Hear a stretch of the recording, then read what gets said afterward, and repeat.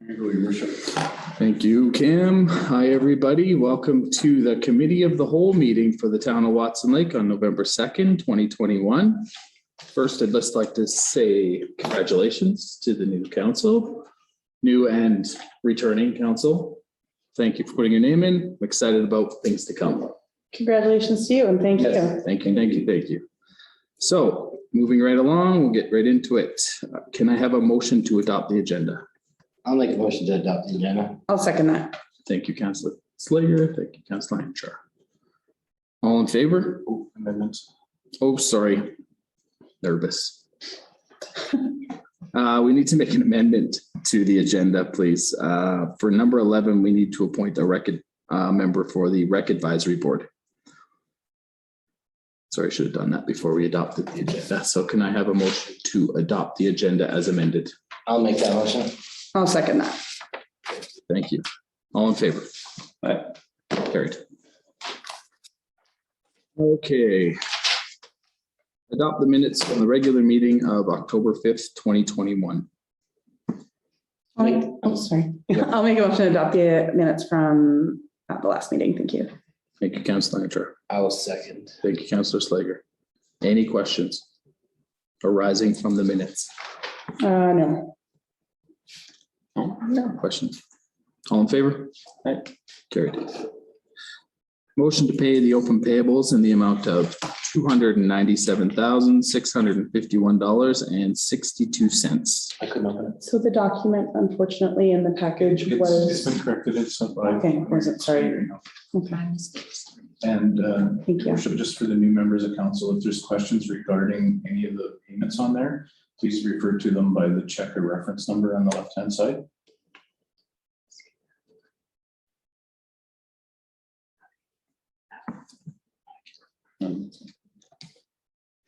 Sorry, I apologize. I didn't know that it was fixed. I didn't have a chance to look at it, but I don't have any questions just after. Let's come here. There's a bunch of $50 checks laced throughout. Yes, Your Worship, those checks are, majority of those checks are refunds for swimming lessons. Okay. Due to the COVID outbreak in the community, we had to close the pool. Okay. So swimming lessons were canceled partway through, so we refunded all the fees. That was decent of us. May I inquire about number 59944? I'm just curious what that is.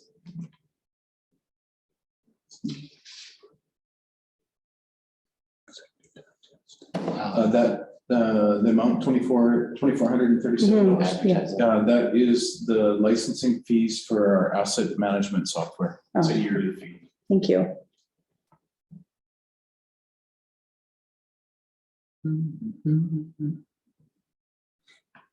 Looking for a motion. Motion, yes, please. I'll make a motion to pay the open payables. I'll second. Any other questions? 59949. 49. Yeah. That is the lottery's funding. That was okay. to the Watson Lake Silvertip full timers that was approved through lotteries. Gotcha. Okay, that's it for me. All in favor? Carried. Hanchar, this. You got that? Okay. Okay, next we have our delegation. Zoe Morrison to do a presentation on our zoning bylaw. Hi, Zoe. Hey, Zoe. Hi. Hello. How's it going? Good. Great. It's great to be here. I don't know whether zoning is like the perfect thing to have your very first presentation on, but yeah, I'm happy to be here. So I have a short presentation about this draft zoning bylaw, which I will share with you.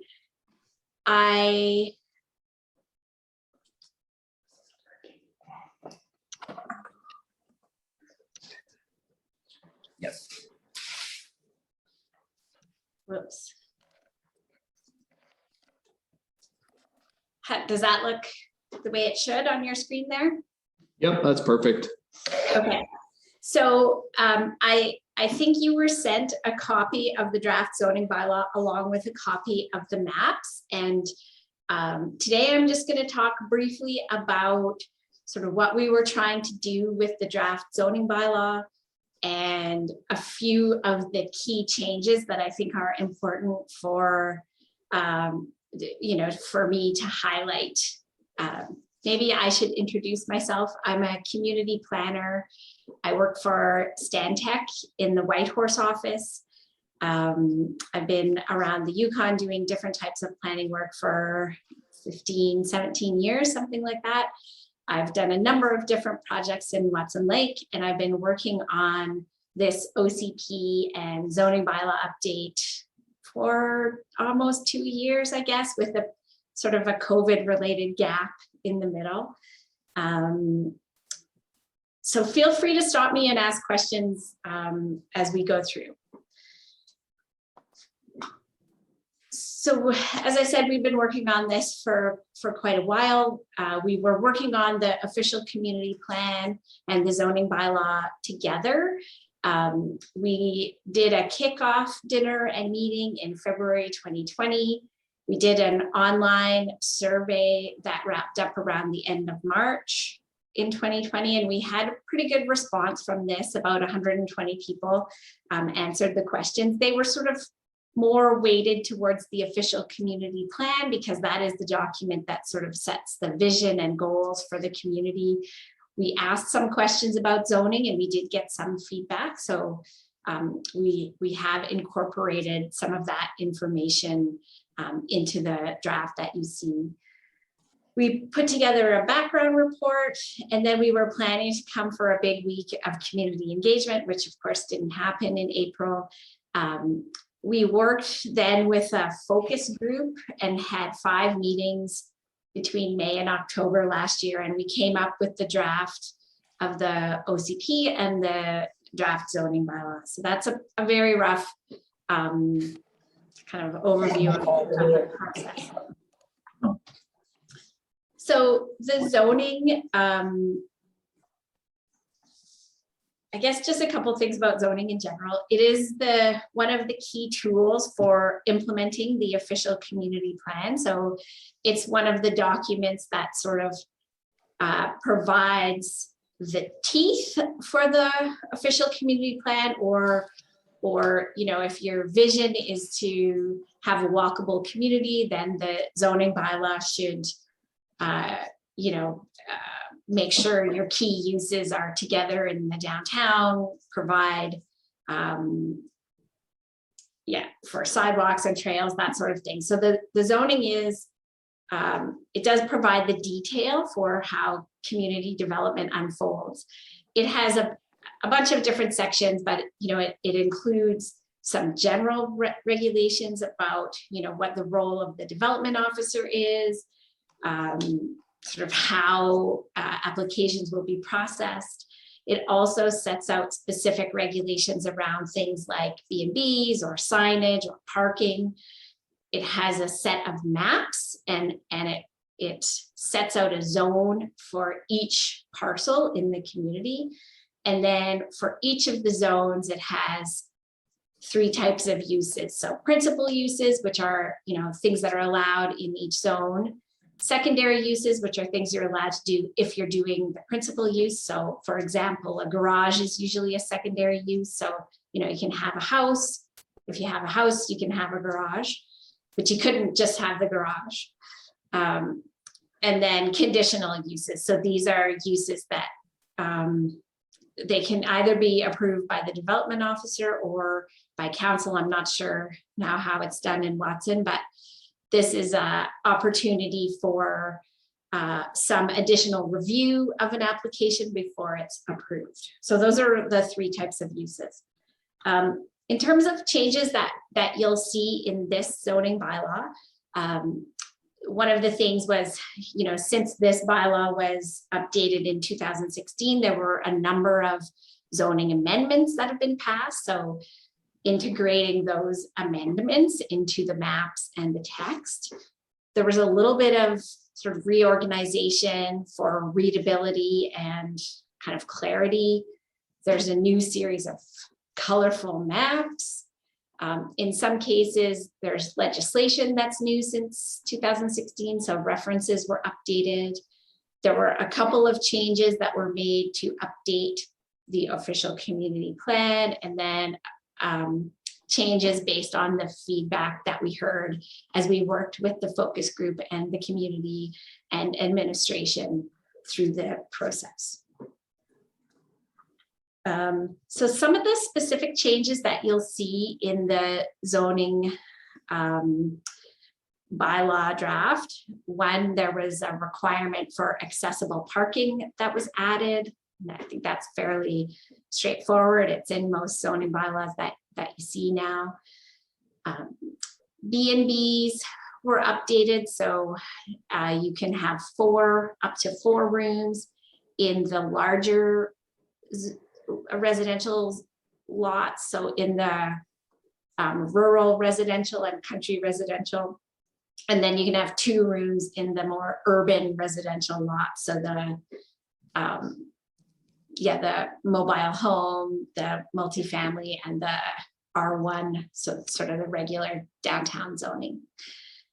We added the ability to have a garden suite. So this would be like a living suite, but in a separate building on your property.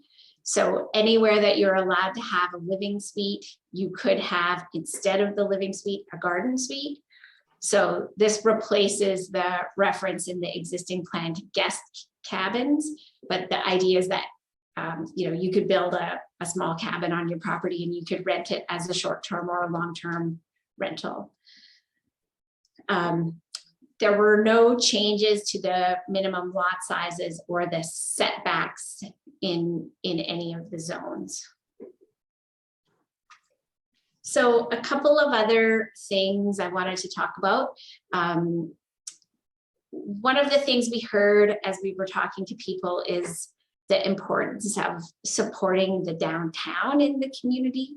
So here we've replaced this existing zone called commercial local with a commercial downtown zone. So you can see it here on the map. It's in the kind of orange CD is what it says on it.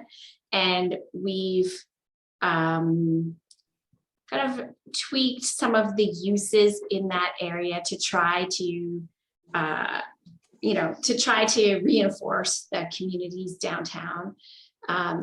It allows multifamily as a principal use. So if someone wanted to come and build an apartment or a mixed use building in that zone, that would be allowed.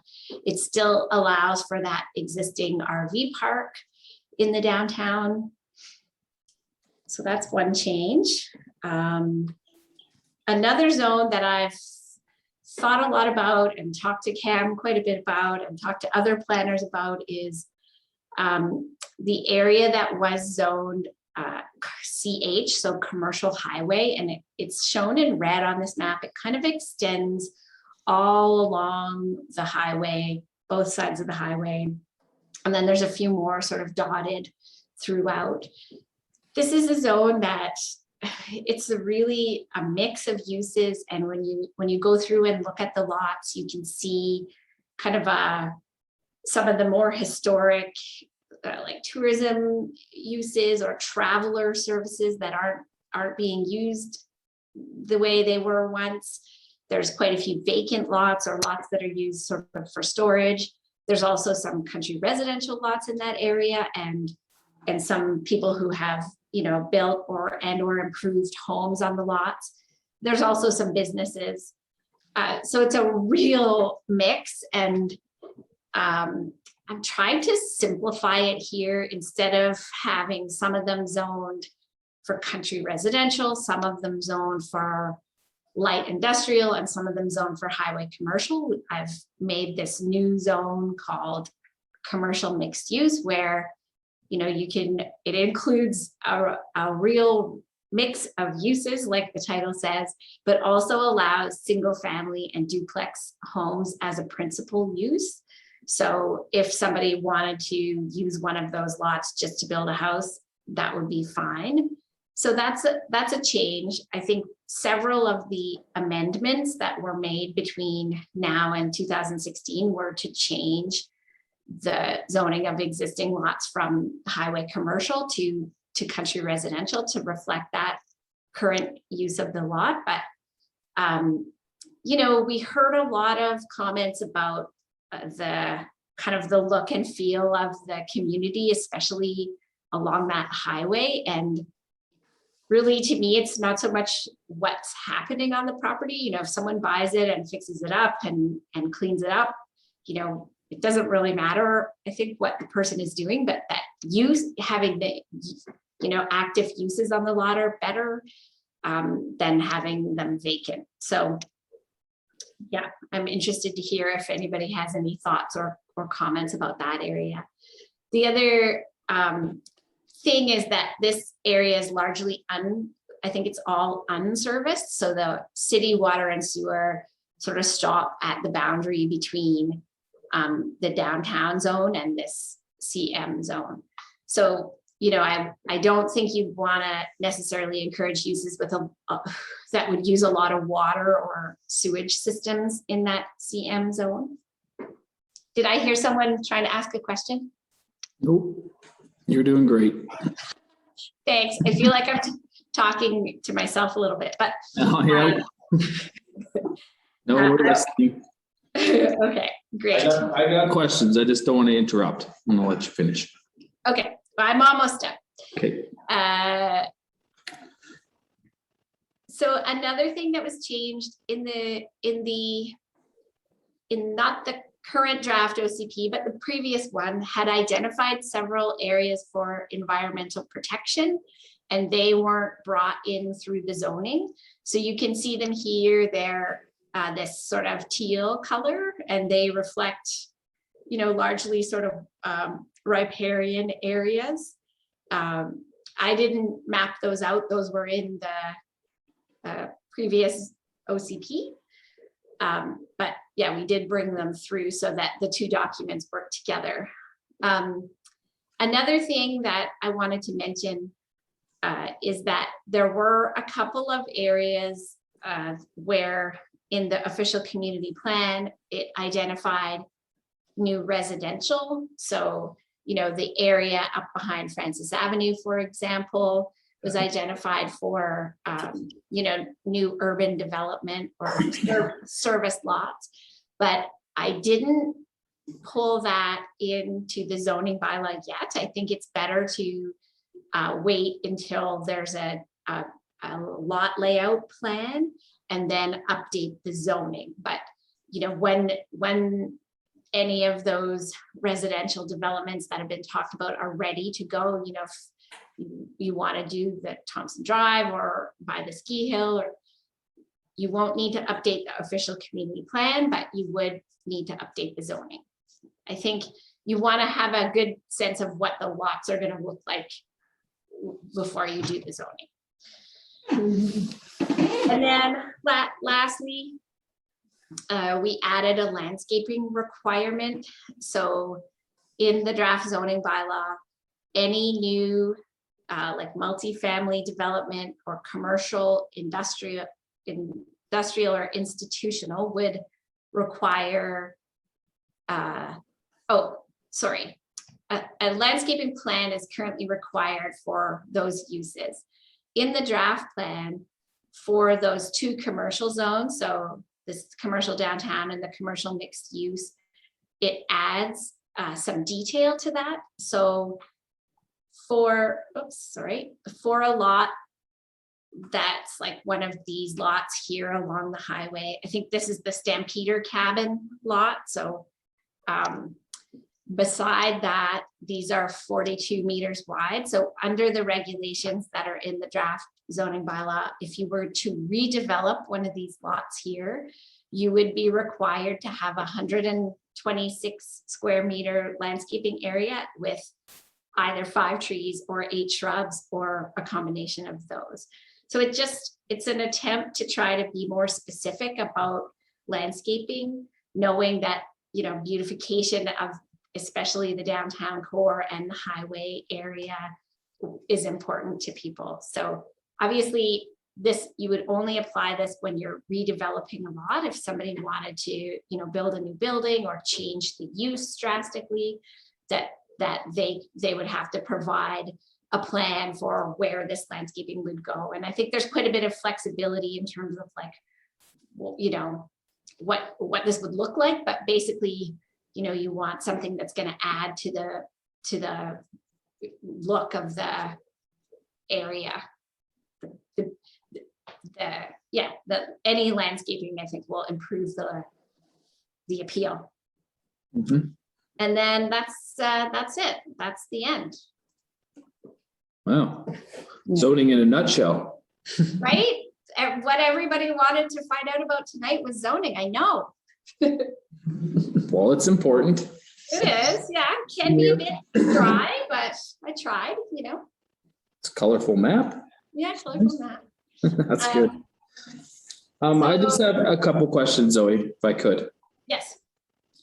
The commercial, the CD and CM, so commercial, what's D?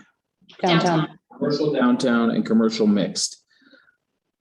Is there a bunch of different use between the two? Sorry, I must have, Yeah, there are not too many different uses. They allow, I just want to pull it up so I don't. yeah, sorry. No, I it's just- good. I know that in there are like museums, libraries would only be allowed in the downtown. But I think the list of uses that's allowed in the mixed commercial is pretty long too. And I'm not sure if all of them are actually appropriate, like given that it's unserviced, I don't know, like I think restaurants are still allowed in that area and I'm not sure if that's a good use, but on the other hand, like if someone bought that one of those lots and wanted to build a new restaurant, you know, you don't necessarily want to say no. Yeah. So I know yeah, that, I just know that we've talked about that a lot and that it is hard to kind of be specific for those uses. I just don't want it to, like you just said, if you don't have services, you don't necessarily want a restaurant, but you do want a restaurant. So it's, I don't know, it's hard to balance the two. And yeah, and I don't know if I 100% agree with the residential. I know there's existing residential in those spots, but I don't know if we really want people building homes along the highway because it just can cause, you know, yeah. yeah. I mean, I don't know. As I said, I have mulled over this zone a lot and it's kind of when you look at the existing zoning, I think like a dog's breakfast might be the technical term that you use. You know, there's a patchwork of sort of industrial, highway, commercial, residential. There's even some R1 residential. So yeah, my thought was to simplify it, but yeah, I'm not sure either. You know, I'm certainly interested to hear what you think. Yeah, well, I think we have to mull it over a bit more and get the new council to kind of discuss it, in which we will. So hopefully that's why I kind of ask these questions so that we can hopefully think about them and give you some feedback because. Yeah, and maybe one zone won't work for all of that area. Like maybe, I mean, one option is just to keep it the way it was, right? To keep the zoning the way it was. Yeah. Because then at least you're not changing the zoning on anybody. And but I think it should just be more so for the moving forward, you know, what we want to see in that area versus what is existing. So, yeah. And I like the landscaping thing that for any new development that has to exist. I think that's great. Because there's been lots of talk of that beautification along the highway. Because it can. Yeah. And I think it's a starting place. Like you can see, I mean, people complain about it. I think Whitehorse put it in when I was working for the city, maybe 10 or 12 years ago. And there was some chirping around town about like, just another thing we have to do. But, you know, when you go past like Superstore or Home Hardware or Canadian Tire, like that trees are growing in those areas now. And it actually, like, if you take a note of it, next time you're driving around that area, take a look at it, and it's starting to look nice. Like, it does make a difference. And then it's not just like a sea of sort of parking. It's My other question was gonna be around housing development. So you were saying like it's within the OCP, but it's not worth having as a zoning in the zoning. So like Thompson Drive, for example. Is it, you know, because it's been talked about lots, it's a bit of a sore spot, but here we don't have it zoned as anything. So is it better off that way and then do the zoning amendments? Because I guess it would, you know, Well, or their existing residential zoned area. I would say, I mean, Thompson Drive is a bit on the edge because we do have, Stantec has been working on that. So we do have a lot layout design. But, you know, we also were working with Yukon government to do a little bit of specific engagement around that zone, around the area with residents. So I think it might be kind of jumping the gun to put it in there. I guess my advice is always like, you need to have sort of a sense of what the lots are going to look like when you're ready to do the zoning. So like the Ski Hill area, I know there was a plan, but no detailed design yet. So, you know, once you get to the detailed design phase, that lot lines are going to shift, the roads might shift a little bit. And then I think that's a good point to put it into the zoning. But, you know, it is up to you if you feel that it would be better to put the zoning in now because you're, you know, they are in the OCP and you do plan to go ahead with it, then yeah, we can make that change to the maps. Okay, well, that's again something we can all discuss, and then if it's something we want, then it's there and it can move forward a little. Yeah, I mean, more swiftly if we wanted to, wanted to. Like we had been hired to do this other engagement, like a bit more specific about that development. And then I guess Yukon government asked us to hold off because they were meeting with LFN and there was sort of, sort of don't know where they're at with it now, but it might be better to, just because we are going to do that engagement at some point and we may end up tweaking the design to reflect people's comments, that it may be better to wait. Okay, my last question, accessible parking, is that what you're going to put that into a zoning bylaw, and hopefully we can enforce that, just to have for businesses have accessible parking if they don't have existing? Yeah, it will be again like something that you would really only be able to enforce if someone was developing a parking area. Like, it's pretty difficult to go around to existing property owners or business owners with existing parking and say, hey, you should do this. But anytime somebody's redeveloping or doing a major renovation, you can say, oh, and you should add your accessible parking.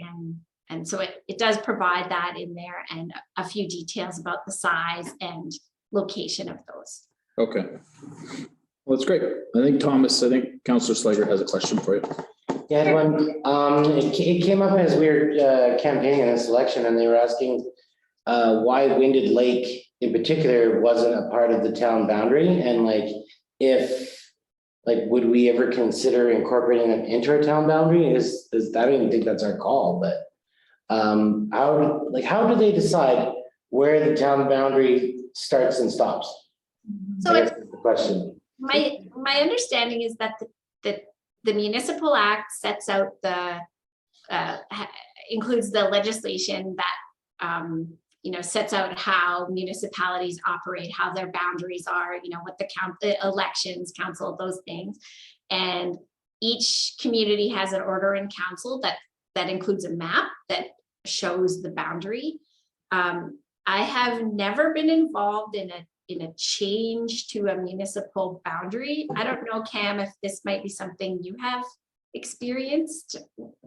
Oh, maybe not, no? No, no, and I think from reading and just some reading in the municipal act, when there was conversations about expanding boundaries, it gets really complex, especially with the LFN and the Casca settlement area. It makes it really tough. So, and I think that's probably the reason Winded Lake is separate.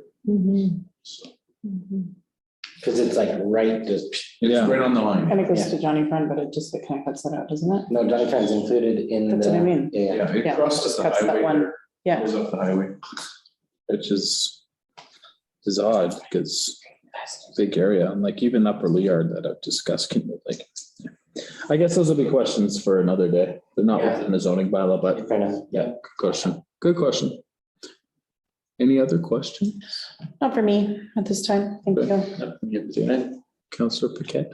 No, but I just want to say that it's nice to see that garden suites are being put in, and I like the concept of having landscaping. I think that's really, really nice to make our town look beautiful along the highway as people come in, and so yeah, I think it's great. Thanks.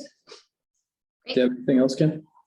No, your worship, we're communicating lots with Zoe back and forth on this, so it comes down to the wish of council, and then it'll have to go for public hearings anyways, so. Yeah.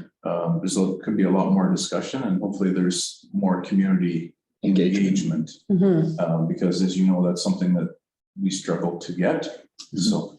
And I think it's very typical in my experience that zoning is it's a tough one to get people out unless you've like made people mad by changing some zoning. It's, you know, we struggle with this across communities, right? It's pretty dry for Yeah. people. And But- and then unfortunately, we need the OCP to come back from the minister and then get it passed to get this in sync with it moving, right? So Yeah. it's a chain reaction. All right, well, I would just like to say thank you, Zoe. I remember reading the proposals from you and one other company while I was waiting for my son to be born, who is now 2 and a bit. Yeah. So it has been a long haul for this, but I think it looks great, and we really appreciate the work on it. Yeah, thank you very much. And I'd love your thoughts on the uses in those CD and CM zones for sure, because I have thought and rethought and thought again about what to do in that area. So Yeah, I think some public engagement on it, and just to, that discussion about what they want it to be versus what it is, I think is more important. So, yeah. Okay. okay, thank you very much. Have a good Thanks, night. Zoe. Nice to meet you. Okay, so thank you, Zoe, and we'll move right along to the CAO report. Cam, So welcome thank you. to our new counselors. Welcome to the returning counselors. Thank you. And I'd like to just thank the other people that ran in the election, and it's not an easy thing to do to stick your name out for public office, and unfortunately there's winners and losers and everything like that, and but it's nice that people actually put their names forward with the interest of the community. So just wanted to put that on record. So I guess I'll sort of bring everybody up to speed as to where, because we've got a lot of things that we're juggling, or my admin office is juggling. So probably the biggest thing that everybody's seen is the new municipal services building. And lots of questions around town. When do we get it? When do we move in? What's going on? How come they ripped up the aprons and all that concrete and all those wonderful things? So I'll just address the concrete issue because it's sort of been the burning topic, but the initial concrete that was poured did not pass quality control. And so there was further testing done, and so it was removed at the expense of the contractor, at no expense to the town. The only thing it did do was delay us getting possession of the building. So, so it's moved ahead. We did an inspection on Thursday with Yukon government, the builders, all the sub-trades and all the engineering. And with the goal from the contractor was to gain substantial completion, which is really 95%, and they turn over the keys. And then the only thing that would be outstanding would be deficiencies. And substantial completion cannot have anything that affects life safety. So anything that's a hazard, it can't. And the building has to be commissioned and fully functioning. So a deficiency would be like, maybe the trim isn't done, the paint's dinged up, there's some light fixtures that aren't working. There's just minor things that won't affect operation of the building. So as of Thursday, there was some issues with emergency lighting. And so that held back substantial. And the other thing was they didn't have a full scope of work from some of the engineers because there was the deficiencies that add up. So they wanted to make sure the deficiencies that were there matched what would go for substantial. So we had an agreement on Thursday that we would reconvene today about the building and then come up, have everybody to have sort of all the engineers that have their deficiencies in line and move forward. So today we had our meeting and it was agreed that they were gonna, the contractor was gonna try to knock off some more deficiencies before they go for substantial. And we went through all the lists. We went through electrical, we went through civil, we went through all the different trades and we got to mechanical. And the building system is working, but there's some issues still with the commissioning. It's going to take them, they're waiting on some programming. So they're not going to have their commissioning done. They're aiming for the 15th of November to have their commissioning of the heating system. And once that is done, the goal is to give us substantial possession of the building before the 17th. Since there's where the road meets the aprons and where like it seems like the grading is a little off almost. There's a swale there. Oh, So there's it's for draining water. So Okay. instead of having a ditch and culverts, they call it a swale. okay. So the road and the aprons meet and it makes a sort of like a little trough and it runs the water around the building. Okay. And there's final grading to do, so that's part, there's some deficiencies which are seasonal because it's cold and freezing.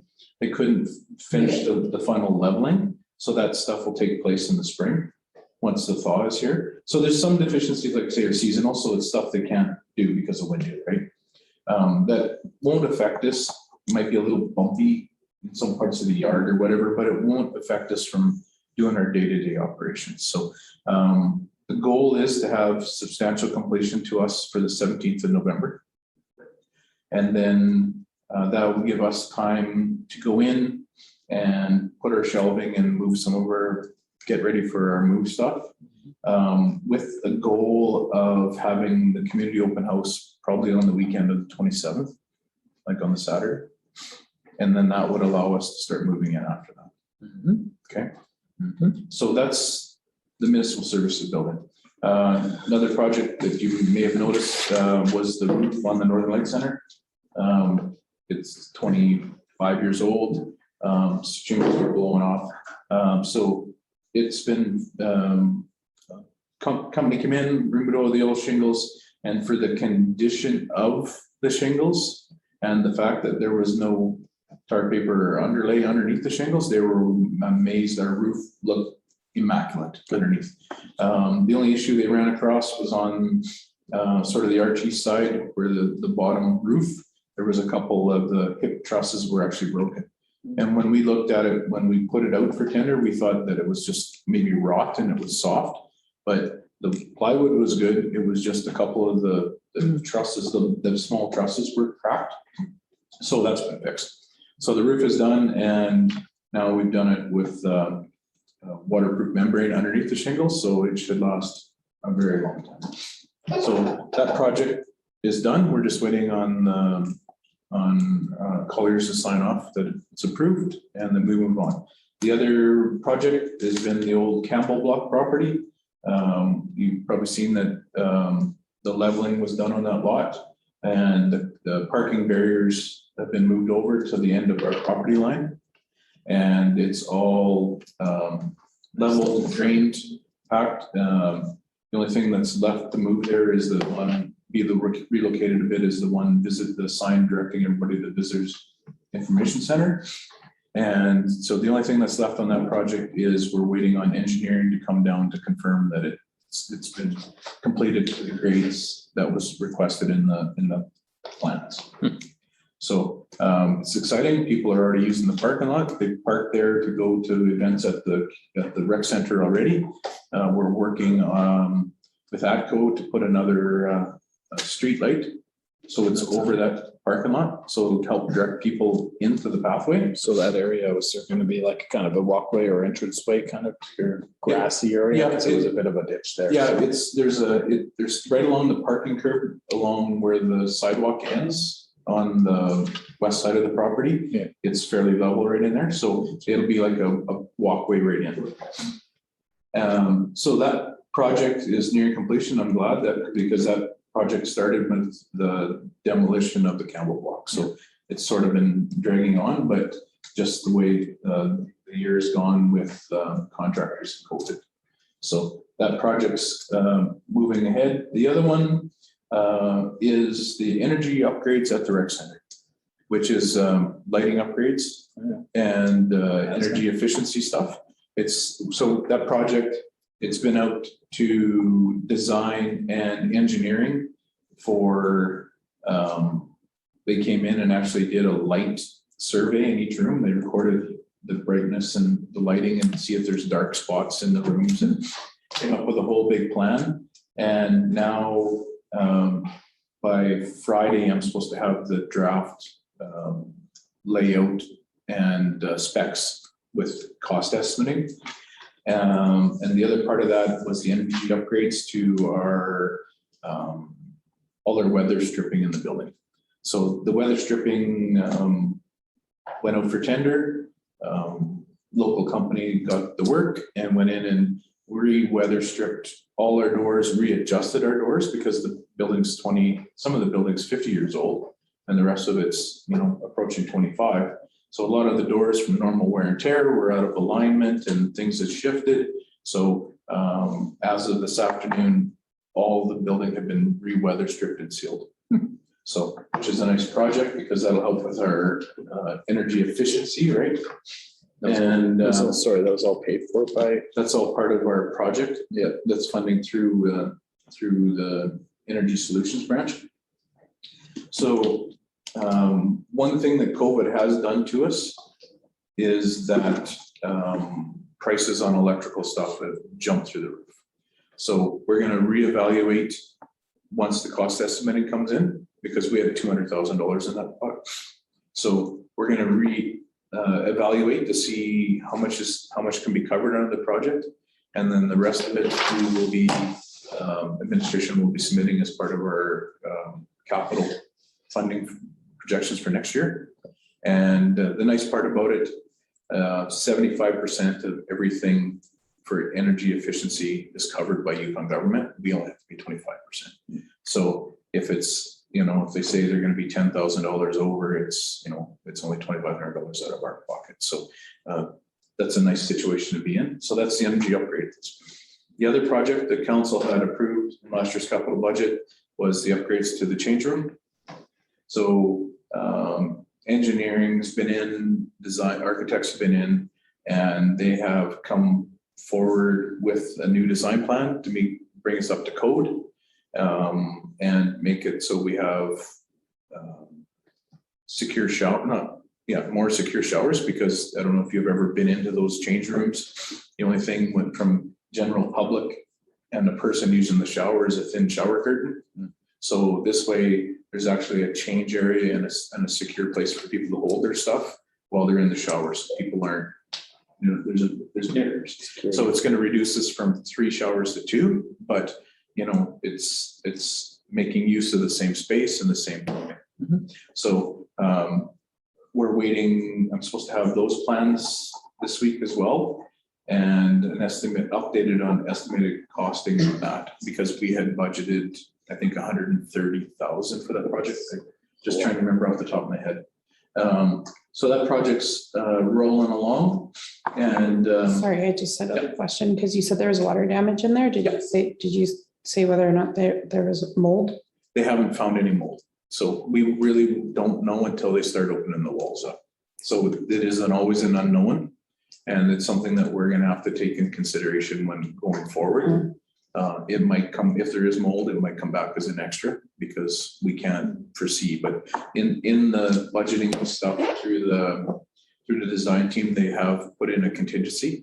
Okay, So hopefully the contingency would cover anything that they come.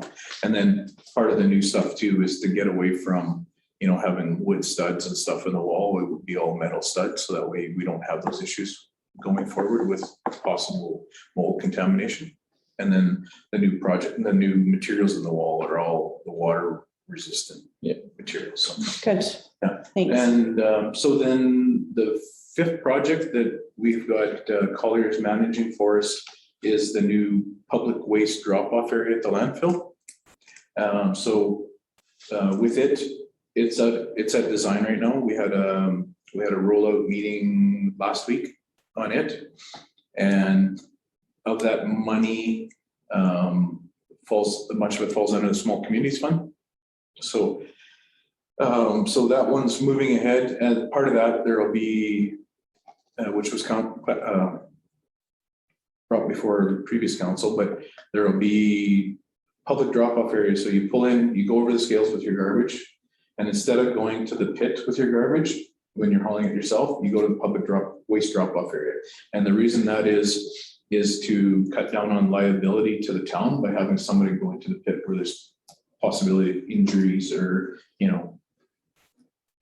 God forbid, somebody back over the edge of the pit. Yeah. Right. So, and then, and it also helps us stay in tighter control over the landfill because we can monitor what's actually being thrown into the bins.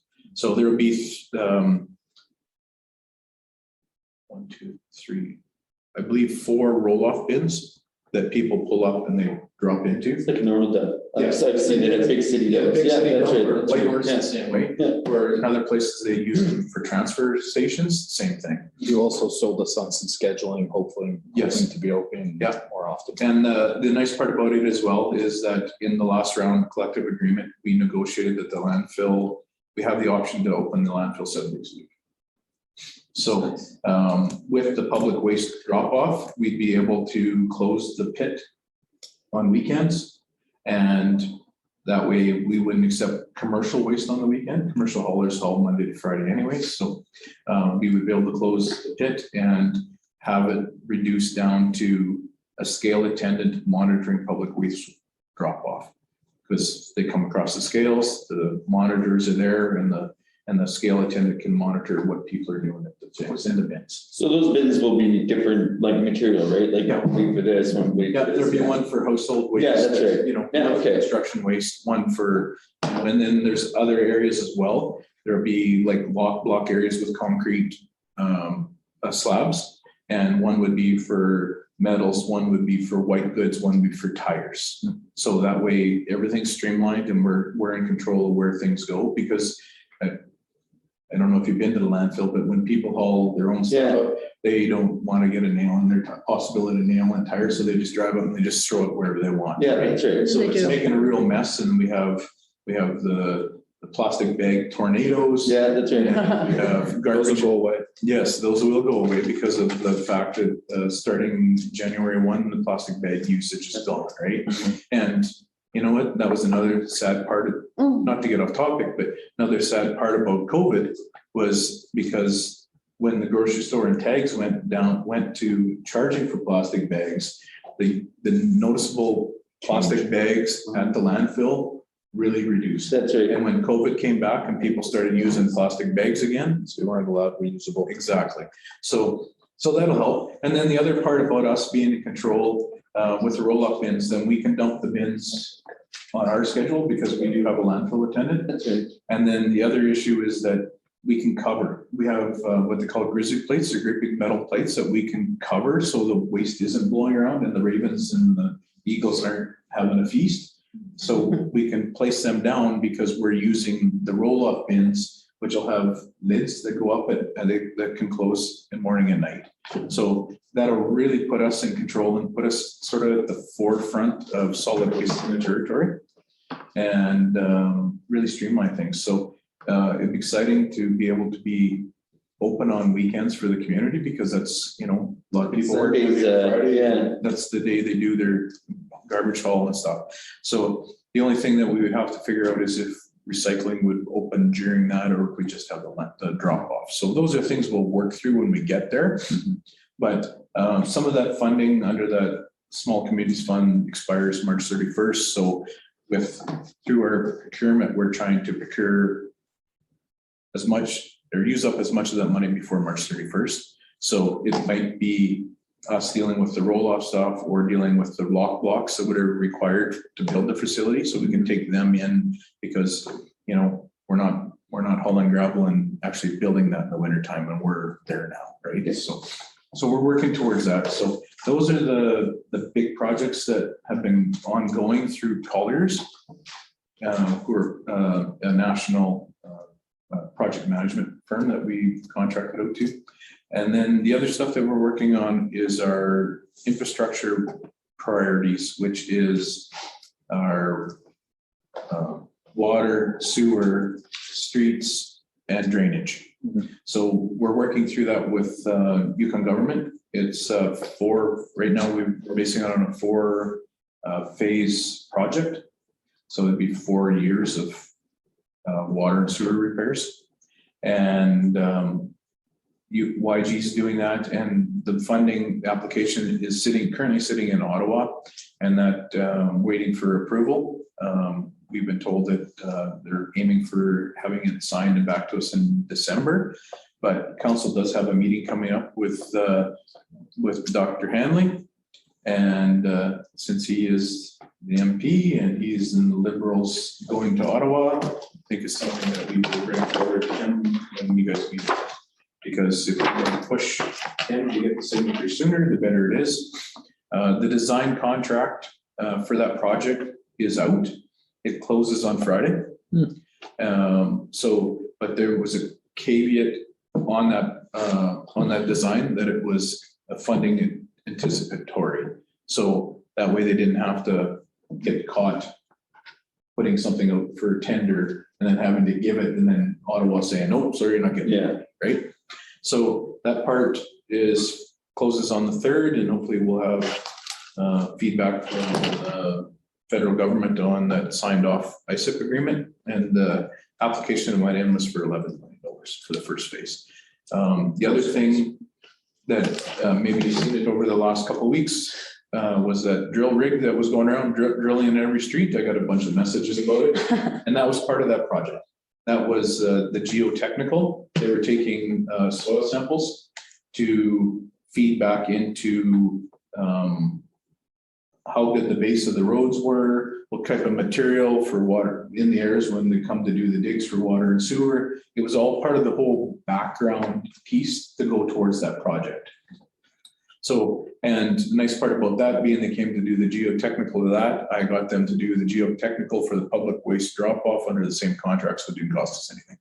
So you gotta play the back door sometimes. So that really flowed into that. And then part of the other project that council's been dealing with, and it's sitting as Zoe alluded to it, is the Francis expansion. That area has been approved or been noted in the last OCP and also in the last zoning bylaw as OCP compliant, zoning compliant. And part of that area was already developed 25 years ago or more. And so the tender documents are sitting in Lands Branch, ready to go out for the development of that subdivision, but everything's on hold until YG sorts out the issues with the Art First Nation. So those discussions are still ongoing, but part of that development with its 43 lot subdivision, of that 18 are under interim protected status, would be under interim protected status. And the other 25 would be for sale to the general public. And the other part of that bill is a sewage lift station, which would be at the end of Liard. Liard, at the end of Liard. Sort of right across the road from Charles Stevens type thing. Yeah, the old Coma House. So there'd be a lift station there to hold, service that whole area. So that's, everything's sitting in limbo, and there's negotiations going back and forth right now between YG and the Art First Nation. So hopefully they're working towards an amicable solution to get it on the market, because those lots should benefit both of us. So that project is rolling along, and the landscape, the other one, the sort of the other elephant in there in the area is the lack of landscaping around this building. The tender went out. There was only one company that actually bid it, and they came in within budget. And the nice part was, originally we were told that the landscaping was going to be on the town. I was able to negotiate with the infrastructure branch, and they're covering the cost of the development. But the issue was that everybody was so busy, and then COVID was a convenient excuse to not get it done before freeze up. And so the contract has been extended till June 30th for them to have the landscaping done in the spring. And when we spoke to the experts and our consultants, they didn't have an issue with that, because either last thing in the fall or first thing in the spring were the two best times to transplant trees and shrubs and do all the work. So it's just timing. So. Does that mean they heard back from the contractor? Yeah, they did actually. Finally, push come to shove. So, and we talked about asking them to put it back out for tender again, because we thought maybe more companies would bid in the spring, being these guys actually breached their contract, and YG preferred not to have to go through all the steps of going through that. They preferred to extend it. I wasn't really much in a position to argue that point when it was their money, because if we would have canceled it, wanted to put it out, We would have had it maybe. yeah, it might have fell on the cutting room floor and it would have come out of our pocket. That's right. So we're gonna move ahead the way it is. So yeah, and we're making remarkable headway with Glenn as the director of operations. He is really taking on getting his feet wet, per se, with all the infrastructure and fleet and our safety and WCB standards, and working towards those goals. The other building that, surprised nobody asked about, was the ski hill, because it usually rears its head. Murphy Built is up there completing the renovations as we speak. There was they were waiting on some wainscoting or something for the trim, which had been back ordered, but I think he's got it all in house and moving forward. Along with that, the letter of understanding for the ski hill agreement the council met with the ski club on was forwarded to the president of the ski club for their review and feedback. I haven't heard anything back. I will be following up with them, because under the LOU, their share of the 6 months usage of the building started November 1st. But until there's snow, there's really nothing going on. So, and the renovations are still continuing. So hopefully they'll be done in the next week and we can move on, and we'll get the LOU signed. So that way the first 6 months, starting November 1st, is at least to the ski club. And then starting the end of the 6 months till end of October, the facility goes back to the management of the town, and we can use it as a rental space or any meetings. And What was it before, sorry? they had full Okay. so, and as part of that, we don't, the MOU with the ski club that paid them the 13,000 a year for operating expenses is gone. So made some significant strides in that way with, through that. And we're doing the heat though. Yeah, we're doing the heat, which is, It's about the same. yeah, it's a juggling, 6 of one, half a dozen. Yeah. So, So two things, what's going on White Lake and charging station? Why Lake? Yes, Like- what are they digging up? Oh, we were working on putting a holding tank in for Wiley Cabin Okay, because of the issues we've had there with sewer every year. every year, but we ran into a bigger issue with groundwater when we went to put the holding tank in, so we had to stop.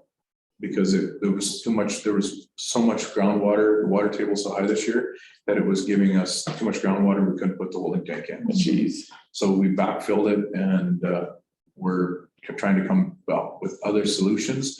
And one thing that we're looking at is adding it into the infrastructure project. So when they go to do this, the water and sewer lines down 8th Street, is that we have a run into the cabin, new run. Yeah. Okay, Under that. well, they were aware that like Wiley Park was built on top of the swamp. Yes, we knew that, but we thought the water table was lower than what it was. Gotcha. So hence the reason we went with a shallow burial tank was trying to avoid that water table issue. Gotcha. But it turned out to be what it is, and it was something that we couldn't control. So And that was that one, yeah. Northern Light Center charging station update? Yeah, so all the wiring and everything is in for the electric vehicle charging station. It was completed just before the election, so 3 weeks ago? So it's done. Their charging base isn't in, but the wires run, the concrete base, their wires there and the bollards are in place. And they'll be back sometime to install the charging station and put signage up. Awesome. And the other thing that's dear to my heart, streetlights, they got installed by the hospital. Did you see? Yes, Mhm. and I was really pushing ATCO to get it done before Halloween. And I was very pleased when I come down the street, because I do a. Split right up. I do a drive around to check on how things are in town a couple times a week and come around the corner and it was lit up like a Christmas tree and I was very happy. And the nice part was there was getting a little delayed, and the reason I was worried is because the local ATCO guys said they were gonna install them because they wanted to save the town money. So they did do it, and little ironic, Toby was down there hooking up the wires, and that's when the big blackout happened in town. So he got a little pressure about that, but that wasn't the issue. So no, it's nice to see, and now I'm reaching back out to Yukon Hospital Corp for a 1/3 sure payment once we get the bill. So Could we offer a 1/3 payment from LFN if they'd like to contribute at this point? yes, your worship, if you'd like to Extend that offer? again, and that offer was on the table, that invitation was on the table, and I don't think we never did get a response. So if you would like to chase that down again, we can. Shall do. Any other questions, Councilor Slager? Thank you. Is that it? I don't know. I could Is go that it? forever. Is that it? Cam? We have open forum at the end though, right? Yeah, we have lots of time for questions All right. I at the just end wanted too. to bring new council. Yeah, no, that's great. So as you can see, he's not up to much. No, It's pretty slack in here, so hopefully we can get some productivity out of you. That's something else that I'd like to bring forward to your worship is the fact that we're gonna have to, budgets are coming. Yes. And my staff is working on them. We have to get a provisional O&M budget through before December 31st. So the 2 meetings in December will be O&M provisional. And I'm aiming to get capital and full O&M to you guys to begin in January. Okay. And as part of that, as you know, there will have to be a public. Yes, Love it. timing will be difficult, but we will make it happen. Yes. Okay. Okay, Cam, thank you very much. Lots going on. Appreciate your hard work. Looking forward to the next 3 years. There's probably questions, but we'll go there after. I thought you were going to leave off with the garbage discussion because it leads right into the assisted garbage collection policy. I can speak to that, your worship. Yep, sure. Bring us up to speed. So in front of you is the proposed assisted garbage collection. And this policy is driven towards people with mobility issues that live on their own. So this, where our staff is trying to live up to the garbage bylaw where the bins are rolled to the curb, but we have citizens in our community, and I'll use May Moore as an example. Okay, most of the year she lives by herself. she's in a walker, and to get the garbage bin out to the curb is virtually impossible, right? So that's the type of people that the bylaw is geared for, is to help them. So our staff, you know, for them, there's not gonna be very many in the community, it's like a handful. And we addressed this in my previous life with our family disposal business with the with carts, where there was, you know, my mother got to the point that she made red ribbons to go in the window of the people that needed mobility, because then it signaled that they actually had garbage, instead of our staff, you know, going there and they're walking up and there's nothing in the bin, right? So that's hence where this came from. So this is something that'll give our staff guidance and actually make it so everybody doesn't think that we should be going to get their garbage can at the house and return. So, and nice part is somebody like Mrs. Moore, you know, odds are she might have one shopping bag. Well, currently she might have a shopping bag, but going forward, she might have one bag, whereas that's like our guy might just grab it with one hand instead of move to a cart. Yeah. So it's just to put some guidelines in place to help the citizens in our community that are in need. Mhm. So it's before you guys for discussion tonight, and it would come back for approval or feedback for the next meeting.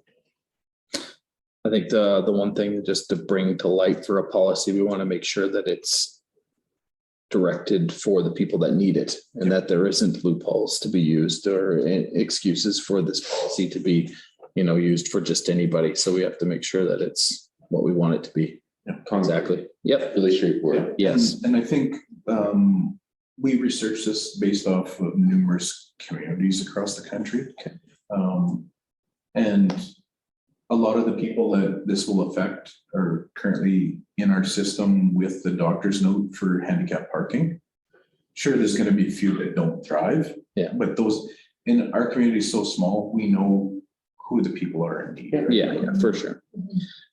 I just, you know, you always got to be careful of the I person can't who see that wants to take someone it. would be like, apply for it being like completely capable and, I mean, where's your sense of honor? Come on. Yes, but we don't want to have that argument with somebody. That's all, right? But Just that's why, you're gonna look and say, come on, really? Okay. and that's why you have a process in place, right? Yeah. The only thing that when I read that I thought about was there's people in our community as well who actually create more garbage based on their medical needs. Like we have a lot of people that are on dialysis, and that's one of the things that they end up ultimately with more garbage. And I've seen some people, because they can't get to the town to get a tag for $2, they're hoarding their garbage in their house until their garbage is picked up, so then they can put the other bag in.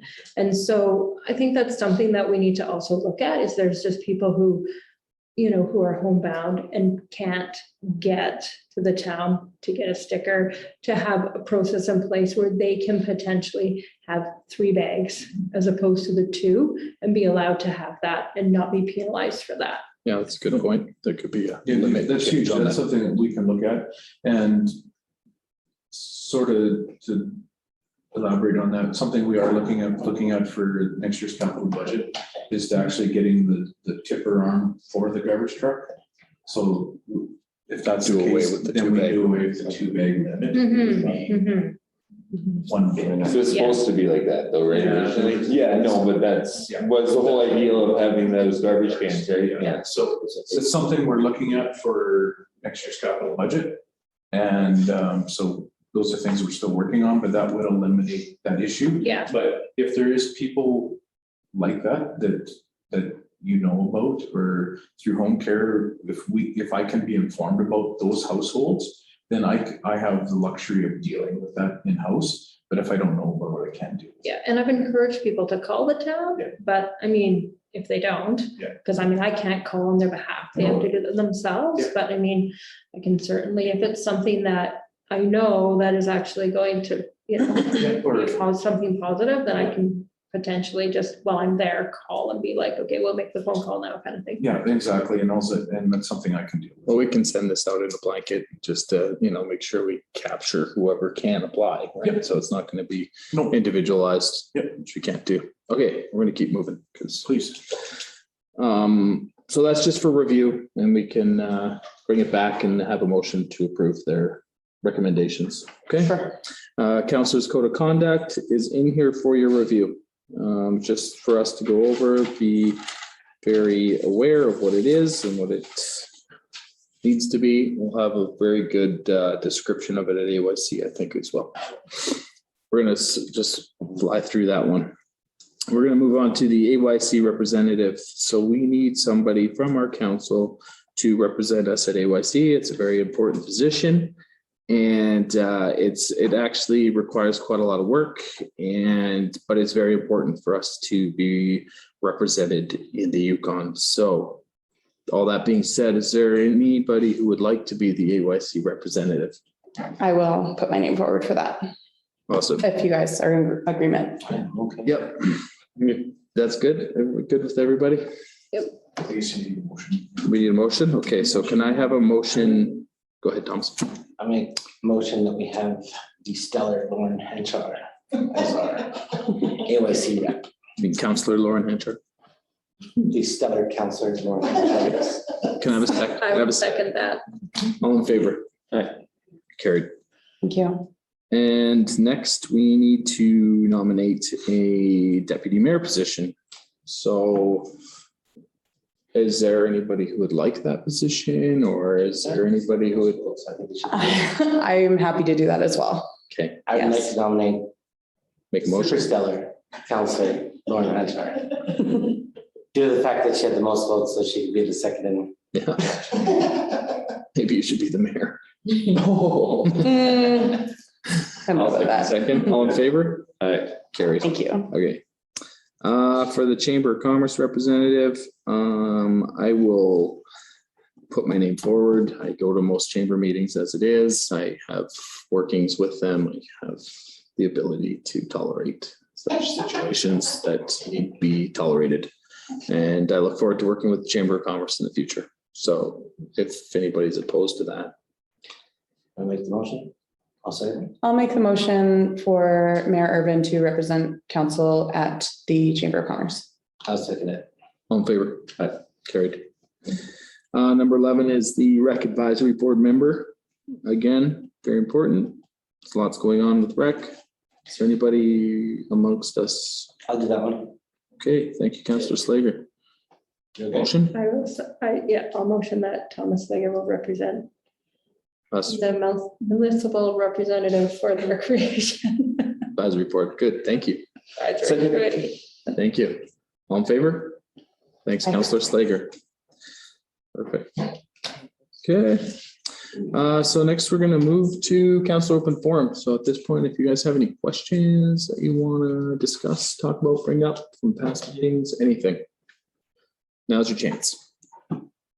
What do all of these representatives do? Like, what's the AYC? AYC is the Association of Yukon Communities, so it's it's a board assembled for all the communities in the Yukon to represent Advocacy group. advocacy group. That's right. Yeah, so they advocate on behalf of all the municipalities, the Yukon government. It has a very strong voice, Yeah. and it's very important to be represented there. And AYC does training, like when we're going in November for your training, they run those training things.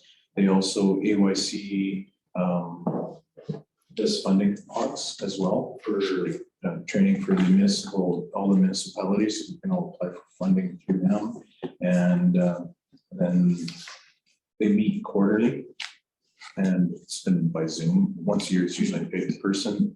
AGM is slated for May, and we are actually the host community Hosting. coming year, 2022.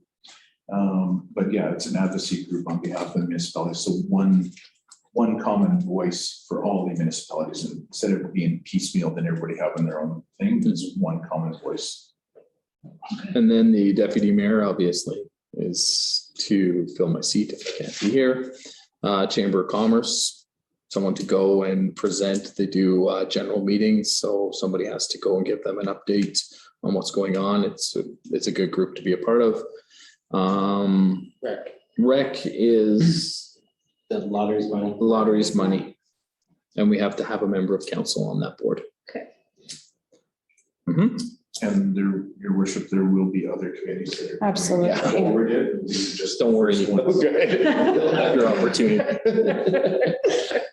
Lots of committees. Well, it's just hard to, put your name forward for a committee when you don't even know what you're putting your name for, right? Great. So that's why I was like, hey, what is this all about? Thank you for Yeah. explaining that, There'll be plenty of opportunity. I'm sure. Don't feel left out. And the AYC one, on training is, 18th, 19th, 20th. The morning of the 21st is an AYC meeting where you guys will all get to sit in to see what actually goes on. So. Okay, so if there's no other questions from council? I don't have any questions. Is this Councilor from Forum? Yes. Oh, okay. I did a walk by the fireworks site last night. Hmm. And I think that it's obviously dark when they're finished blowing the fireworks off over there, but there is still a bunch of plastic and foil there. So I don't know if it's worth sending somebody the next day, or if when you do the garbage cleanup for the nonprofits or whatever in the spring, if Y Lake Trail can be included as a section maybe, or something, I don't know. I mean, fortunately, volunteers have been doing it the last couple of years, just like cleaning up the trail, but there is still stuff there, and it's not only actually only on the beach, but actually on the lake as well. So I'm just like on the ice, which I know it can't be helped, it's fireworks and whatever. And like, we love that celebration, it's a tradition, whatever, but I just also wonder about like how much that stuff is actually getting into the lake as well. But anyway, there's still just some stuff over there. Interesting, because I sent 2 crews over yesterday to clean. I gotta, Maybe I can make a suggestion. Maybe we can make a donation to a nonprofit for cleanup there. Prior, or I don't think it's a big job. Like I said, it looked like it's dark when they're cleaning up, right? And like you Like grads. can tell. for $200 to make sure I that, don't even, okay, 150. it probably wouldn't take long, probably takes 10, 15 minutes, but it's like, you can tell like that there's not huge pieces, but there's just still stuff like those birds and stuff. Well, see, and I think the fire department does such a great job of that, Yeah. that we shouldn't really task them to make sure that it's perfect afterwards. But I think- We could make a donation to have it cleaned up, or have somebody, make Yeah, sure that it's- absolutely, So I think that should be done. absolutely. Thanks, Councilor Hunter. I feel like I had something else, but I can't think of it right now, sorry. Councilor Slager had a question. I was down somewhere.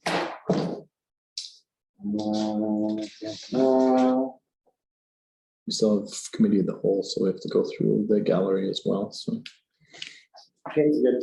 Yeah, sure. So you made a point, Lauren, about expanding some of the areas for highway cleanup, because I know down by the RCMP there, that whole area there, there's nobody that ever cleans in that area. So that could be an area that could be expanded as well in that potentially. Maybe we'll just look at our entire map and see, because it's just streets, right? Yeah, cleanup. Well, we can discuss that spring cleanup, Yeah. because we'll usually do something about garbage drop off or something like that, so that can maybe be a part of that discussion. I did have one, sorry, last thing. When we're looking at the budget and stuff, I'm wondering if there's any, or if there can be a thought put towards a flagpole or something for the municipal building, or if that's already happening. It's already in the contract. Okay, excellent. Thanks. Okay, Thomas, did that question come to you? No. Okay, Thank you. so we will move on to gallery open forum. Janice says no questions, and neither does Colleen. Congrats and thanks. Thank you, thank you, thank you. Same with Janice. Thanks, Janice. Thanks, Colleen. Jordan, I'm sure has a comment. Yeah, well, you guys, a lot to take in for you guys already, so not too much. Just congratulations to Councillor Burtis and Paquette. Awesome. Thank you for volunteering your time. I'm the outgoing community advisor with Yukon government. I've been working with the town on and off for the last about 5 years, and it's actually my last week at the government, so just thought I would drop into the meeting just to make that connection to Yukon government. Michael Prowse, who's a new community advisor coming on board, who's a really great guy and really knowledgeable. He's just away on leave right now, but he'll be back in a couple of weeks, and I think him and Cameron have connected already. So Unless there's any questions about what's going on with YG, I think Cam obviously did a thorough job of covering everything there. So there's a lot to take in tonight. So I won't add to that. Thanks. Jordan, we would just like to say thank you and good luck in your future endeavors. We are going to miss you, even though I think we can probably count on seeing you soon. Hope so. Yeah. Yeah, for sure. Hopefully we yeah. see you soon in the future, and all the best in the meantime. And yeah, it's like I said before, this group feels really great to me, and I think you'll be able to continue on with the great work that this last council and the council before that has done, and many councils before that as well. So the town's really moving in a great direction, and I know you guys can continue on that great work. So it's really encouraging to see that and hear that in the room tonight. Thank you again, Jordan. Thanks, Jordan. We appreciate all the work you've done. You've been instrumental, and you will be missed as a YG employee. So Yeah, totally. Yeah, we're having a little bit of feelings right now, guys. I I didn't anticipate that, but If it wasn't for COVID, we'd give you a big hug. yeah, it's been awesome. So I'll just leave it at that for now, and I'm just happy to sit in on this last meeting. And we'll be in touch. Okay, thanks, Jordan. I guess that's all for, Ruth. You're here. I know, I'm used to looking for you on the screen. I was wondering if Cam could unmute me. I just have a couple of things that I'd like to ask about, and one was, has the town written a letter to Town of Farrell? Yes, we have. Wonderful. Yes. And it's wonderful to hear the siren at 5 o'clock. Thank you very Mixed much for doing reviews that. on that, mixed reviews. Yeah. Talk to a nurse. The other thing, and I don't know if that's anything to do with the town or not, but the RCMP's flag is still down. It's a federal, unfortunately, it's a It comes federal. from federal. It's federal, and it's on the news for the last few days. There's been lots of fighting in between the First Nations, because it was a national order to lower them on behalf of the residential school. And now the Legions and the government and the First Nations are negotiating to bring them back up for Remembrance Day and then lower them again. So that's all at the federal level. It's not something that the municipality has any say in. That's it. Huh. Well, I always have my usual things, but Okay. I won't do that now. Okay. Thanks, Ruth. Thank you. Thanks for being here. So that's the end of gallery open forum. We don't have anything for camera, so I just need a motion for adjournment. I'll make a motion to adjourn. I second. All in favor? Carried. Great job. Thanks, Council. Thanks very much. Bye, See you later, George. guys. Bye, Talk George. soon. Goodbye. Talk soon. Yep.